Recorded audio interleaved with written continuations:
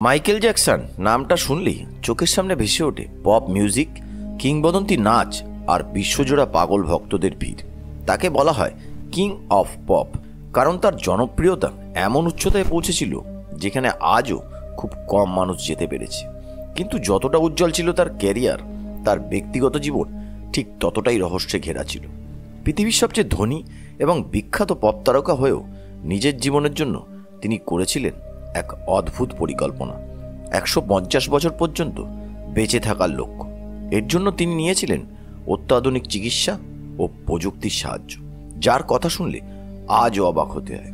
কিন্তু সবাইকে চমকে দিয়ে তিনি মাত্র 50 বছর বয়সেই মারা গেলেন। প্রশ্ন হলো, কিভাবে এমন প্রস্তুত, শক্তিশালী এবং সম্পদশালী একজন মানুষ এত অল্প বয়সে মৃত্যুর মুখে পড়লেন? তার মৃত্যু কি সত্যিই স্বাভাবিক ছিল, নাকি এর পিছনে লুকিয়ে আছে আরও কোনো বড় রহস্য? মাইকেল জ্যাকসন তার জীবনে স্বাস্থ্য এবং দীর্ঘায়ুকে সবচেয়ে বেশি গুরুত্ব দিতেন। তার বাড়িতে 24 ঘন্টা উপস্থিত থাকত বিশেষজ্ঞ ডাক্তারদের একটি দল, যারা প্রতিদিন মাথার চুল থেকে পায়ের নখ পর্যন্ত তার বিস্তারিত স্বাস্থ্য পরীক্ষা করত। প্রায় 25 বছর ধরে তিনি কোনো খাবার বা ওষুধ ডাক্তারদের পরামর্শ ছাড়া গ্রহণ করতেন না।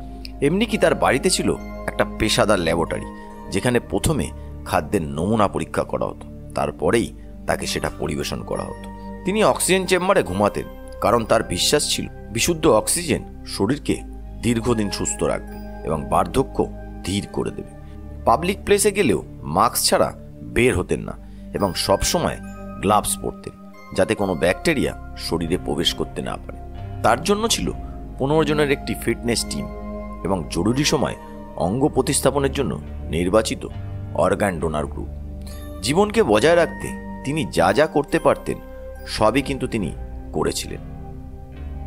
তবে এত প্রস্তুত ও সতর্কতার পরও 25শে জুন 2009 হঠাৎ তার হৃৎপিণ্ড থেমে যায় এবং দুনিয়া হারায় তারকাদের তারকা মাইকেল জ্যাকসনকে। কিন্তু মৃত্যুর পর প্রকাশিত পোস্টমর্টম রিপোর্ট সবাইকে চমকে দেয়। রিপোর্টে উল্লেখ করা হয় যে তার শরীর ছিল অত্যন্ত ক্ষতিগ্রস্ত এবং দুর্বল। তিনি প্রায় সম্পূর্ণ টাক হয়ে গিয়েছিলেন। তার পাঁজরের হাড় এবং কাঁধের হাড় ভেঙে গেছিল এবং ত্বকের ওপর অসংখ্য ইঞ্জেকশনের দাগ দেখা গিয়েছিল, যা প্রমাণ করে তিনি প্রচণ্ড ব্যথা কমানোর জন্য নিয়মিত শক্তিশালী ওষুধ গ্রহণ করতেন। যদিও বাইরে তিনি হাসি খুশি দেখাতেন, কিন্তু বাস্তবে তিনি প্রচণ্ড মানসিক চাপ, একাকিত্ব এবং শারীরিক যন্ত্রণা সহ্য করেছিলেন। বিশ্ব তাকে নাচতে ও হাসতে দেখেছে, কিন্তু খুব কম মানুষ জানত তার ভিতরের সংগ্রামের কাহিনী। অনেক ডাক্তার বলছেন তার শরীর 50 বছর নয়, 70 বছরের মানুষের মতো ক্লান্ত এবং ক্ষয়প্রাপ্ত ছিল। অর্থাৎ তার মৃত্যুর আগে তিনি ভিতর থেকে ভেঙে পড়েছিলেন। মাইকেল জ্যাকসনের বিখ্যাত নাচের মুভ অ্যান্টি গ্র্যাভিটি লিন, যেখানে তিনি নিজের শরীরকে 45 ডিগ্রি কোণে নিচের দিকে ঝুঁকিয়ে অবিশ্বাস্যভাবে ভারসাম্য বজায় রাখতেন। এই স্টেপটি পৃথিবীর এখনও কেউ নিখুঁতভাবে করতে পারে না, কারণ এর পিছনে ছিল অকল্পনীয় পরিশ্রম, শারীরিক ক্ষমতা এবং বিশেষ প্রযুক্তির সমন্বয়। প্রথমত মাইকেল প্রতিদিন ঘন্টার পর ঘন্টা প্র্যাকটিস করতেন। এমন লেভেলের ট্রেনিং নিয়েছিলেন যার জন্য তার হাড় পর্যন্ত ক্ষতিগ্রস্ত হয়। দ্বিতীয়ত, এই ড্যান্সের জন্য তিনি ডিজাইন করেছিলেন একটা বিশেষ জুতো, যার নিচে লকিং সিস্টেম ছিল, যা স্টেজের ভেতরে থাকা ধাতব খাঁজের সাথে আটকে যেত, ফলে তিনি সেই অসম্ভব অবস্থান ধরে রাখতে পারতেন। এই জুতোর ডিজাইন তিনি পেটেন্ট করেছিলেন, তাই আইনগতভাবে অন্য কেউ এটিকে ব্যবহার করতে পারত না। এর জন্য কোনো বড় সেলিব্রিটি কখনো এই স্টেপকে কিন্তু কপি করার চেষ্টা করেনি, কারণ করলে মামলা ও জরিমানা হবে। তবে প্রযুক্তি থাকলেও তার প্রতিভা ও পরিশ্রম ছাড়া এই মুভ কিন্তু সম্ভব নয়।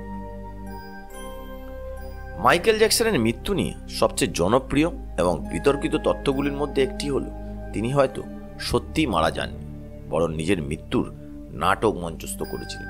এই ধারণার পেছনে বড় কারণ ছিল তার বিশাল ঋণ। মৃত্যুর আগে তার ওপর ছিল প্রায় $500 মিলিয়ন দেনা। যদি তিনি সত্যি মারা যেতেন, তাহলে তার পরিবার এবং ব্যবসায়িক দল বীমা কোম্পানির থেকে বিপুল অঙ্কের টাকা দাবি করতে পারত, যা তার সমস্ত ঋণ কিন্তু মিটিয়ে ফেলত এবং ভবিষ্যতের আয়ের নতুন দরজা খুলে দিত। অনেকেই বলেন মৃত্যুর পর তার চলাফেরার কিছু ভিডিও নাকি দেখা গেছে। অনেক সাক্ষী দাবি করেছেন যে তাকে বিভিন্ন জায়গায় জীবিত অবস্থায় দেখতে পেয়েছে, যদিও এই থিওরি প্রমাণিত নয় এবং অফিসিয়ালি তাকে মৃত বলে ঘোষণা করা হয়েছে।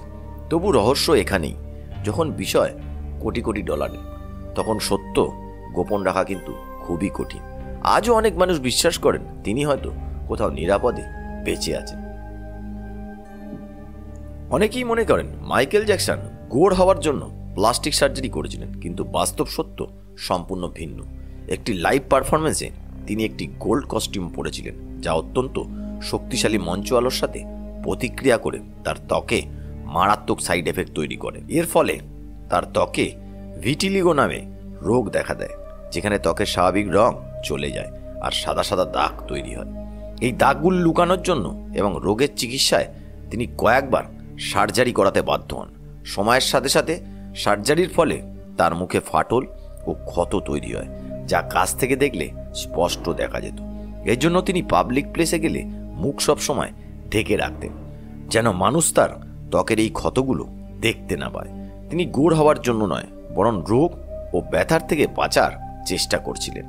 দুর্ভাগ্যজনকভাবে সার্জারির ব্যথা এবং ওষুধ তাকে আরও দুর্বল করে দেয়। মাইকেল জ্যাকসন ছিলেন শুধু একজন গায়ক বা নৃত্যশিল্পী নন, তিনি ছিলেন প্রতিভা, পরিশ্রম এবং সৃষ্টিশীলতার এক জীবন্ত উদাহরণ।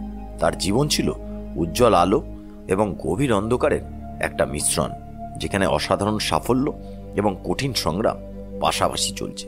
তিনি মানুষের হৃদয়ে জায়গা করে নিয়েছেন তার সঙ্গীত, নাচ, উদ্ভাবনী শক্তি ও মানবতা দিয়ে। আজ তিনি শারীরিকভাবে আমাদের মাঝে না থাকলেও তার শিল্প এবং তার গল্প চিরকাল বেঁচে থাকবে। তার জীবন আমাদের শেখায় প্রতিভা যতই বড় হোক, একজন মানুষ ভাঙতে পারে, কষ্ট পেতে পারে এবং সত্যিকারের লড়াই হয় নিজের ভেতরের অন্ধকারের সঙ্গে। মাইকেল জ্যাকসন শুধু ইতিহাসের সবচেয়ে বড় শিল্পী নন, তিনি এক রহস্য, এক অনুপ্রেরণা এবং এক শিক্ষা। আশা করি এই ভিডিওতে আপনার অনেক প্রশ্নের উত্তর পেয়ে গেছেন এবং নতুন কিছু জানতে পেরেছেন। ভিডিও ভালো লাগলে একটা লাইক দিয়ে দেবেন, না হলে অবশ্যই কিন্তু সাবস্ক্রাইব করে নেবেন। কমেন্টে জানাবেন পরের ভিডিও কোন বিষয়ে চান।